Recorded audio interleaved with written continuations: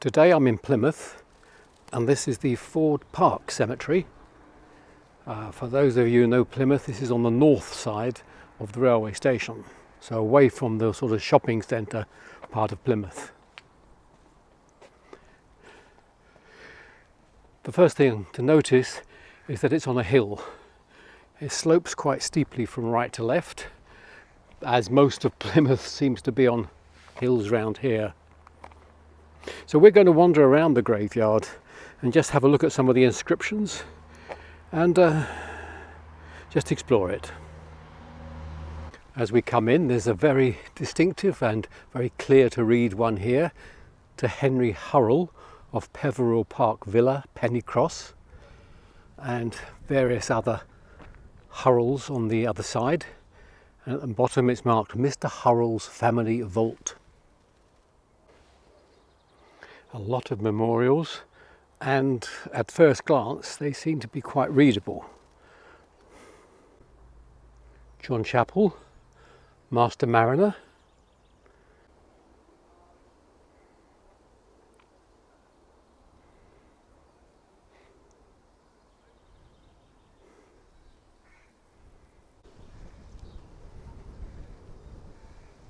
Well, this one's on the top of a mound, and the name on it is William Am Saunders, but the mound is surrounded by other stones.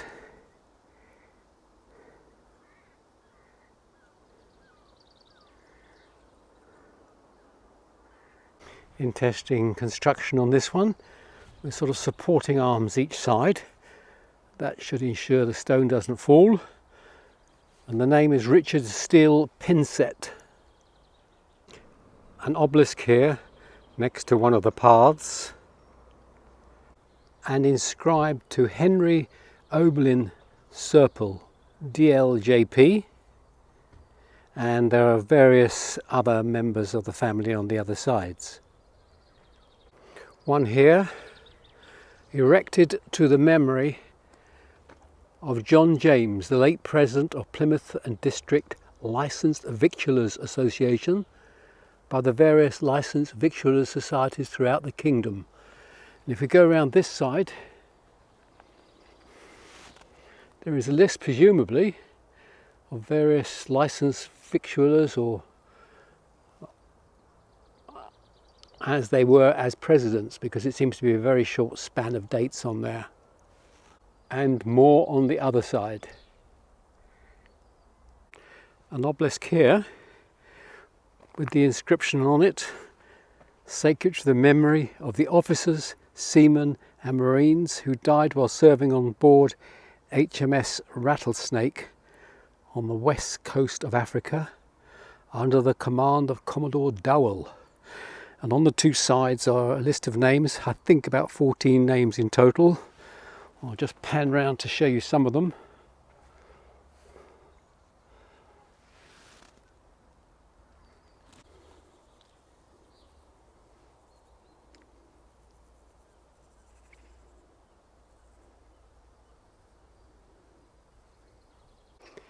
This one is to Alderman W. Waycott, JP, late Mayor of Devonport, 1893 and 1894, who departed this life in the following year. Another one here where the large tomb is mounted on a centre of a mound, and around the mound are other memorials. Looking one down here, John Luke and Thomas John Luke, Nancy Heatherley, and on the centre memorial I can see Richard Gatcombe on the left. One here with a whole list of names down the sides, but on one side where it tells you what it's about, it's not readable. But I do notice on the top here is an anchor, so presumably it's something to do with the sea, as Plymouth is a very famous port. Be interesting to know more about this particular memorial. You may be able to see how the Cemetery is very large. It stretches right up the hill over there. We pan round behind this tree. It goes up the hill and you can glimpse it there also running up the hill. There is a lot to see here. Elizabeth, or known as Bessie, the wife of Lieutenant Commander G. Southey, RN. Another one here with the anchor, and it says Anne Rundle, niece and adopted child of the undernamed Mary Ann Mason. William Palmer Haynes, Staff Commander, Royal Navy.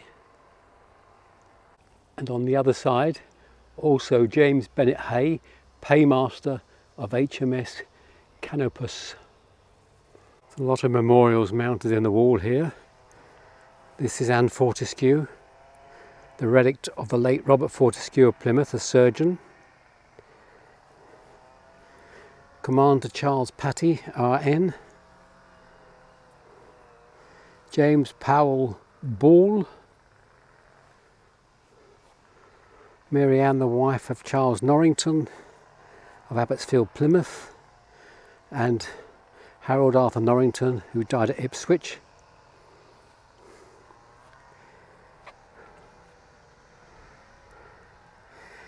Thomas Bolster, Inspector General of the Royal Navy, born in County Cork. John Pern. Richard Hocking. James Head. Narracotts. Manly H. Dixon.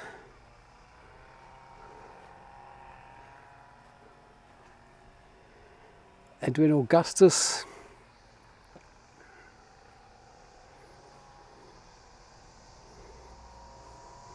Thomas Cuddiford.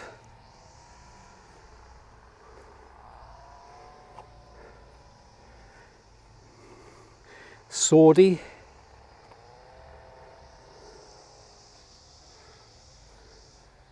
Edmund. Margaret, youngest of 8 children of the late Thomas Wilkinson. Lieutenant General John Campbell, Colonel, 92nd Gordon Highlanders. Next door we've got the wife of John Butter, MD, FRS. Edward Edlin, MD, HEICS, Honourable East India Company.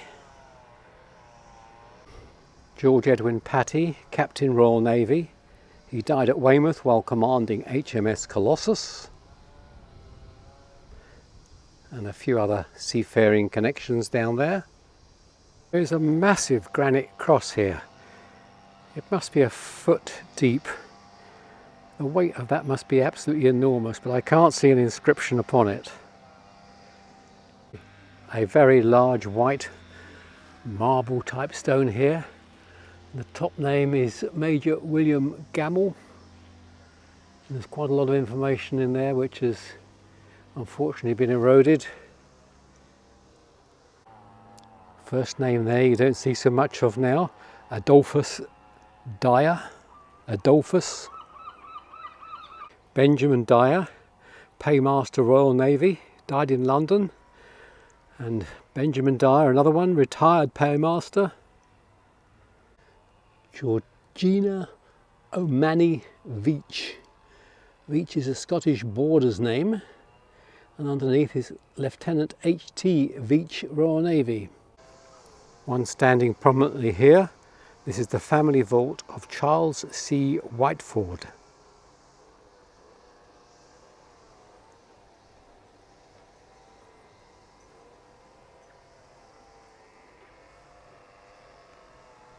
One to Anne Waldron Bateman, widow of the late G.E.C. Bateman, Paymaster RN. There seems to be a lot of paymasters in this graveyard. At least they're noted on the stones. Here is one of the war graves. M.P. Morley, Royal Marines Light Infantry, died in 1917, aged 33. One here to Pilot Officer William David Finlayson, Royal New Zealand Air Force, age 25, killed in an aircraft accident at Sidmouth, 1940. G.E. Elliot, Boy Servant, Royal Navy, HMS Vivid. That was the training ship in Plymouth. Boy Servant, right at the bottom of the ladder. L.B. Downey, Royal Garrison Artillery, 1915, age 24. G.M. Stevens, Observer, Royal Air Force, 1940, age 21. Pilot Officer Peter Knox Sigley of New Zealand, pilot in the Royal Air Force, 1940, age 25. Aircraftsman First Class R.R. Lamont, a wireless operator in the Royal Air Force, 1940, age 18. Here's one to Roebuck, Lieutenant Commander, Royal Navy, and further down is Lieutenant James Vernon Roebuck, his son, who died of wounds in France in August 1918, aged 33 years. If you were a family history follower and you're into the Travis family, there's a whole list of names here of members of the family. William Edward Madison Corbett, Major, Battalion of the Devonshire Regiment and Royal Army Medical Corps, died in 1939. Across the graveyard there's one directly over there that catches the eye, a very elaborate piece of sculpture, and the inscription on the base is Susanna, the dearly beloved wife of John E. Rogers, late Chief Gunner's Mate, Royal Navy. There's one here that's rather poignant. Tribute and respect for my twin brother, Stephen Penphrase, who died at birth in 1956. This one's to Alfred Wood, Chief Inspector of Machinery in the Royal Navy, and beneath there is Joseph Cudlip Wood, Fleet Surgeon, and down here on the base is Alfred Oswald Wood, Engineer Commander, Royal Navy. William G. Littlejohns, Engineer, Rear Admiral, Royal Navy, and members of his family.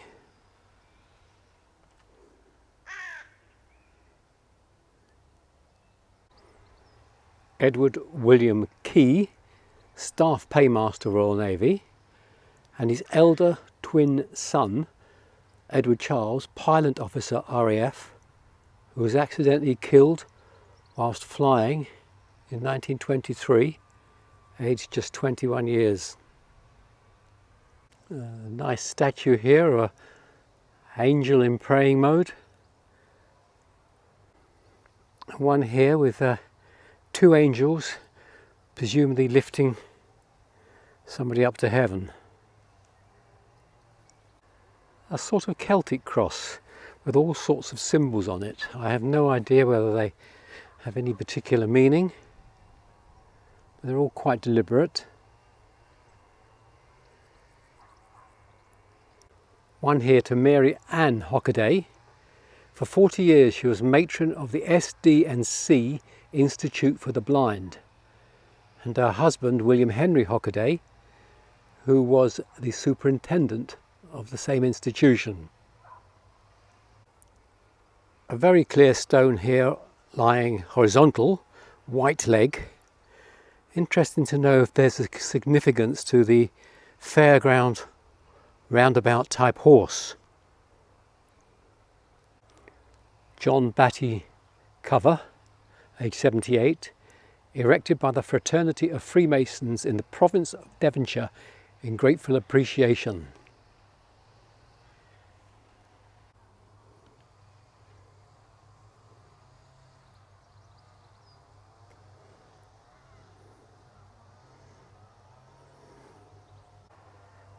And here is the grave of Charles Hancock, showman, and William Hancock and Sophia Hancock, well-known fairground people in this area, the Hancocks.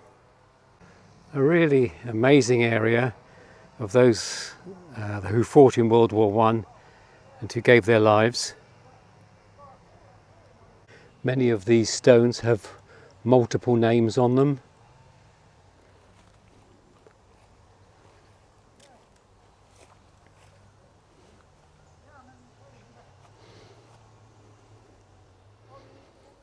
Beautifully cared for area with the flowers.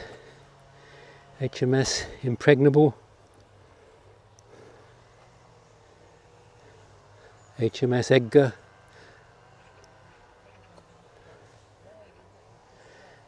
Impregnable, HMS Suffolk, and the rows just go on and on. Beautifully looked after.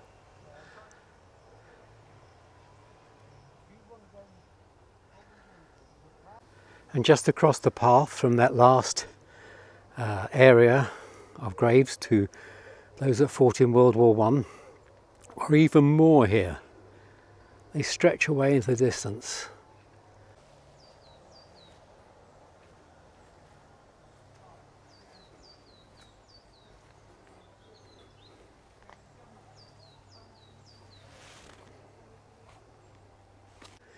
It is very difficult to take on board the number of memorial stones here, and most of them have more than one name on the stone. It is an amazing tribute to those from this area who gave their lives. This all seems to be dedicated to World War I. One to John William Newton, the musical director of the RMLI, but on his side of it is one to his son, William Leslie, killed whilst securing a wounded comrade during an action near Arras, France in 1917. There's one here, the third name down, Henry Creese, engineer, who lost his life by the sinking of the Titanic after she collided with an iceberg in 1912. And beneath that is his son, who was torpedoed on the SS Jutland in 1917. John Bridgman, late overseer in the GPO. There's a name here we don't use very much now, Temperance Grillage. Another one here to the showground people, George Rowland. Rowlands are a well-known name in travelling showgrounds in this part of the world. Something a little different here in the way of a memorial.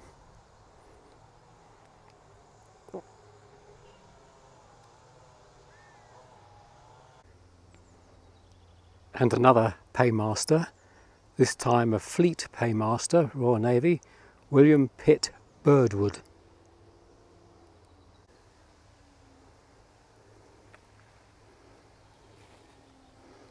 Reginald Eric Lucy, Lieutenant 2nd Battalion, who was wounded in action at Neuve-Chapelle whilst attending to a wounded sergeant and died at Boulogne-sur-Mer. That was in 1915. An interesting name here, Captain George Goldfinch. And just above that inscription is the tomb of Captain George Goldfinch.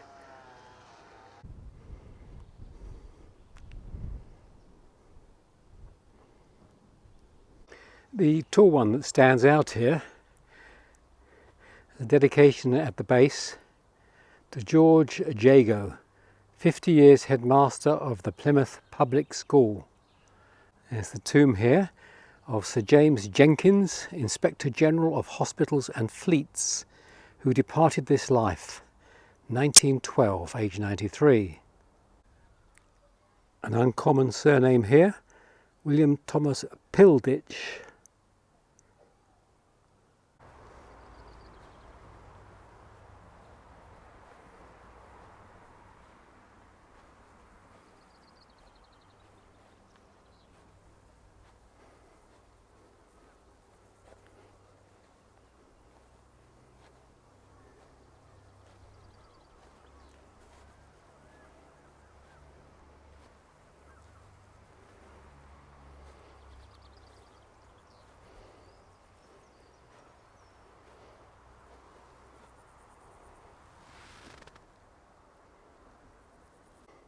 George Harry Myers, an active bell ringer for 76 years and captain of St Andrew's, Plymouth for 46 years. And at the bottom, their eldest son, an outstanding bell ringer of the West Country and associated with St Andrew's Church in Plymouth. Something a little different here, to Jesse Munns, 1887, 1940, and it's decorated with flowers and with some stones that have actually been glued on the top there. Constable H.R. Harlow, Royal Marine Police, 1943, age 47. I've come across to the other side of the graveyard, and here is another area dedicated to war graves, I assume. Several names on each one, but these predate World War I, 1912, 1912, 1912, 1911, 1910, some over the back there, 1898,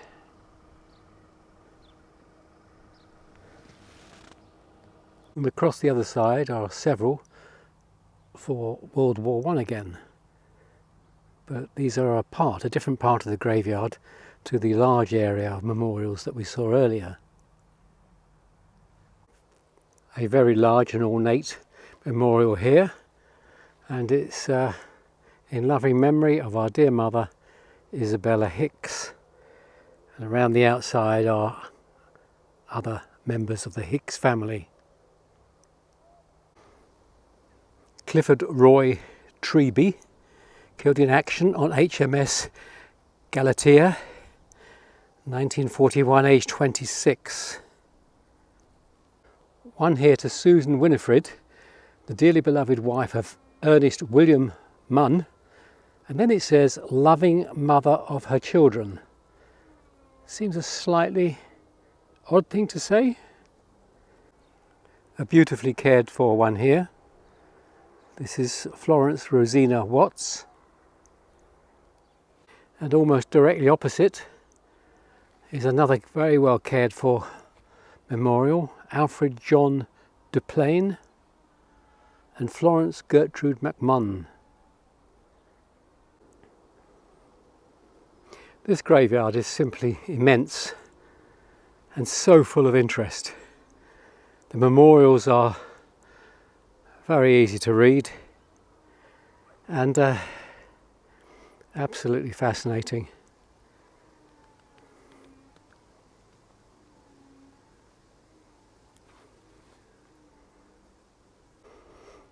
And I'll leave you with these parting shots, and only to say that it's a fascinating place, and I thoroughly recommend a visit here.